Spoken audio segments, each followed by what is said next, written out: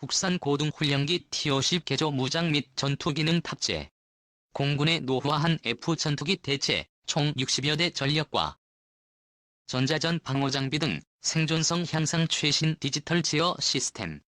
T-5 미역 수출 추진 인도네시아 등에 이미 60여 대 판매. 이 무기는 상상 속 동물이다. 이 무기는 천년을 물 속에서 살며 기다리다 때를 만나면 천둥 번개와 함께 승천해 용이 된다.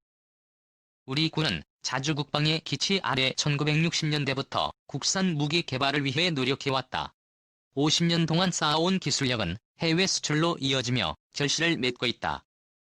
용이 등의 무기, 국산 무기를 소개한다.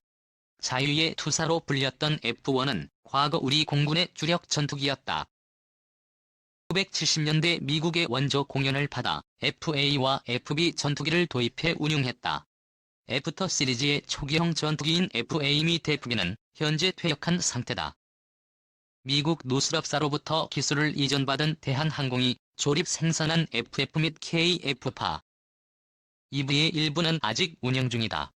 1986년 생산된 이들 전투기 역시 노후화로 도태 시기가 다가오고 있다.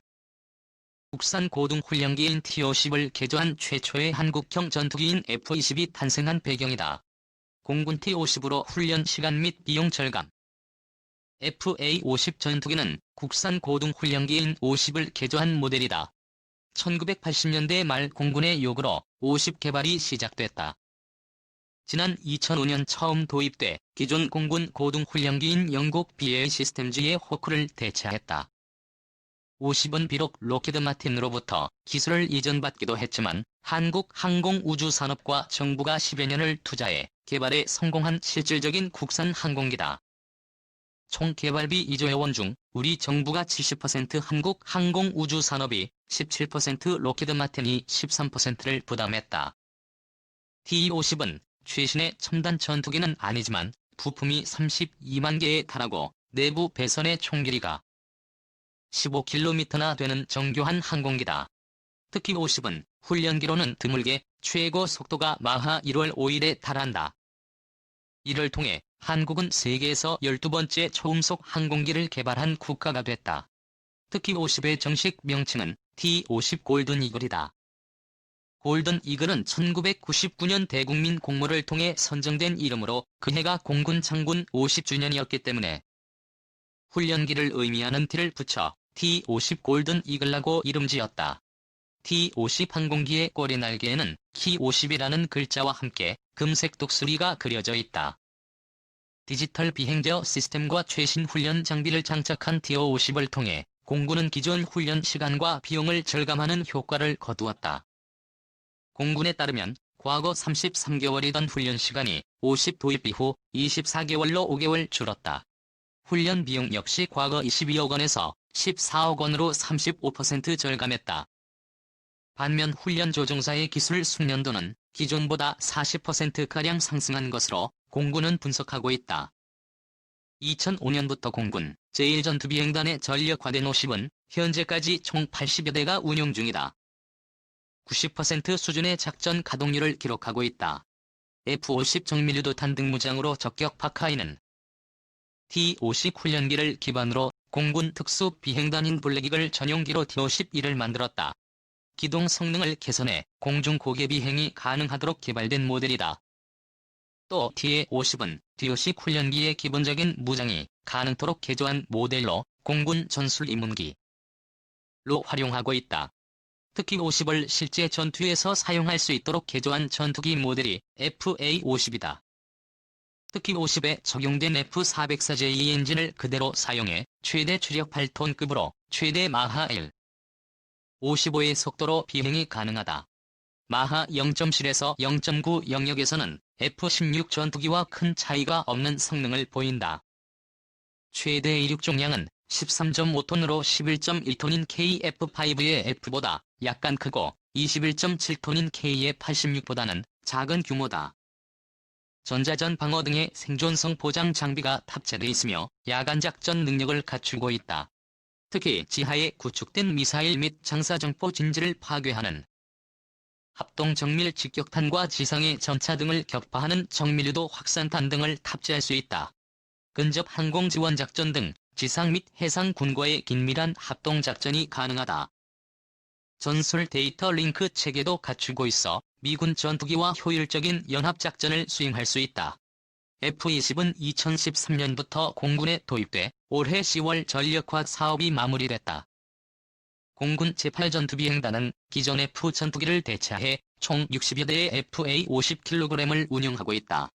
509조 원 규모 미공군 훈련기 사업 도전. 현재 군 당국과 카이는 F의 원래 모델인 50을 개조해 미국 고등 훈련기 수출에 도전하고 있다. APT 사업은 미공군이 운영하고 있는 노후 고등 훈련기를 교체하는 사업이다. 총 사업 규모는 38조 원에 달한다. 1차 사업인 미공군 훈련기 사업은 3만 50대 규모로 약 9조 원대다. 이를 위해 카이는 록히드 마틴과 손잡고 기존 T-50의 미공군 요구에 따라 대화면 시연기와 가상 훈련기는 공중급의 장치 등을 추가한 T-51을 개발하고 있다. T-51는 세계적인 방산기업인 보잉 사부 노스롭 그루먼 비에이레이시온 에어마키 컨소시엄의 제품과 경쟁한다. 카이 관계자는 미국으로부터 항공기 기술을 이전받았던 우리나라가 미국의 역수출을 추진한다는 것은 짧은 기간 국내 항공기술이 비약적인 발전을 이루었음을 보여주는 방증이라고 말했다. 카이는 이번 사업에서 T-52 최신 디지털 비행 시스템을 장착해 F-35나 F-22 등 최신의 전투기의 훈련기로 적격이라는 점을 내세우고 있다. 특히 경쟁 기종과는 다르게 T-50은 실제 운용하고 있는 기종이라는 점에서 강점을 갖고 있다. T-50은 이미 필리핀, 인도네시아, 태국 등 아시아 지역에서 총 62대를 수출한 실적을 갖고 있다. 중동과 중남미 지역 국가들도 T-50에 관심을 갖고 도입을 검토하고 있다. 광복 후 우리 해군에는 쓸만한 군함이 없었다. 해안 경비를 위해 미군으로부터 인기받은 상륙 주정과 일본군이 사용했던 소형 몇 척이 고작이었다. 이들 함정은 크기가 작아 한 포를 장착할 수도 없었다. 이에 장병들은 전투함 확보를 위한 모금 운동을 전개했다. 해군 장병 부인들은 바느질로 힘을 못했다. 이렇게 모인 돈이 1만 5천 달러다. 당시 이승만 대통령은 4만 5천 달러의 정부 보조금을 해군 제독이었던 손원일 전 국방부 장관에게 주며 미국에 가서 전투함을 사오라고 지시했다. 하지만 전투함정을 해외에 판매하지 않는다는 미국 방침에 따라 당시 12명의 전투함 인수 요원들은 수소문 끝에 미 해양대학교에서 퇴역한 구장함을 실습선을 사용하고 있다는 것을 알게 됐다. 우리 해군은 이 실습선을 1만 8천 달러에 구매해 정비했다. 3인치 포문을 장착하고 포탄 등을 실어 1950년 4월 10일 진해항에 입항했다. 우리 해군 최초의 전투함인 백두산함이다. 백두산함으로 무장한 우리 해군은 2달 후 발발한 유료 전쟁에서 북한군을 경멸했다. 한국형 구축함 사업 시작 연안 해군에서 대양해군으로 미 대학에서 실습선을 사와 개조해 사용하던 우리 해군은 1971년 우리 손으로 첫 함정을 개발했다. 전국 800만 학생과 20만 교직원들이 모은 애국방위 성금이 기반이 된 79급 고속정 학생보다 이후 1974년부터 시작된 율곡 사업으로 우리 해군은 국산 전투함을 보유하게 됐다. 이에 따라 1980년대 울산급 호위함과 포항급 초계함이 국산 기술로 건조됐다. 이를 기반으로 미사일 수직 발사 시스템 및 근접방어 무기체계와 헬기 탑재 경납고를 갖춘 국산 구축함까지 개발에 성공했다. KTX-1 사업으로 탄생한 광개토대왕급 구축함이다.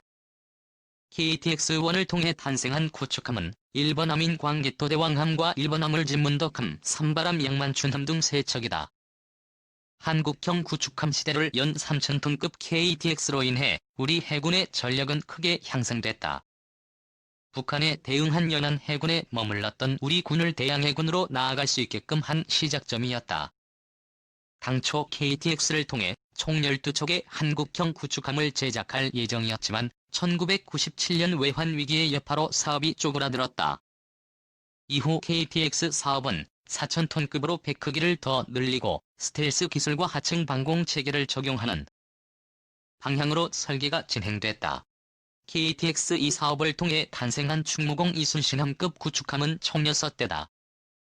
이후 KTX-3 사업에서는 이지스 전투체계가 탑재된 7,000톤급의 한국형 구축함 4척이 건조됐다.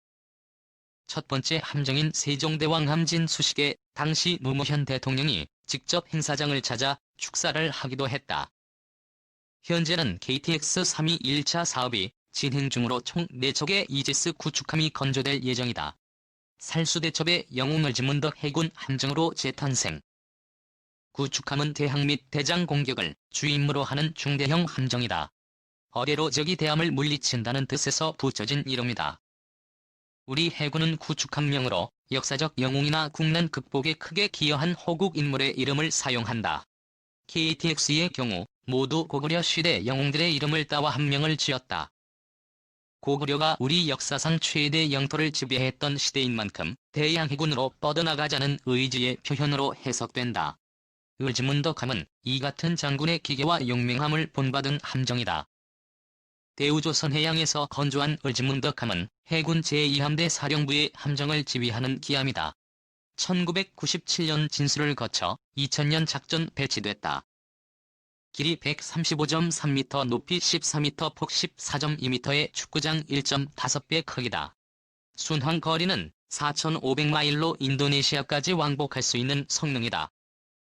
을지문덕 함장인 김학민 대령은 을지문덕함은 무장 및 센서를 제외한 분야에 5개국 기술이 적용돼 있지만 기본 설계에서부터 상세 설계 및 건조까지 국내 기술로 만들어진 국산 구축함이라면서 대함 및 대공 작전은 물론 대잠수함까지 입체 작전을 수행할 수 있는 함정이라고 설명했다.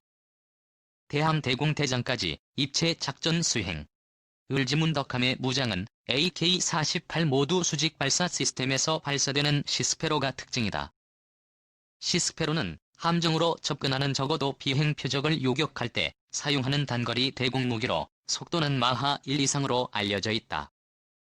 이는 그동안 우리 해군 함정의 결점이었던 대공 미사일의 부재를 해결한 것으로 을지문덕함은 총연료 섭발을 탑재하고 있다. 또한 대함유도탄인 하푼과 127mm 함포일문을 장착하고 있다.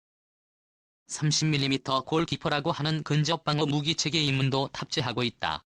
전방위로 분당 4,200발을 쏠 수 있는 최종 수비수 역할을 하는 무기체계다.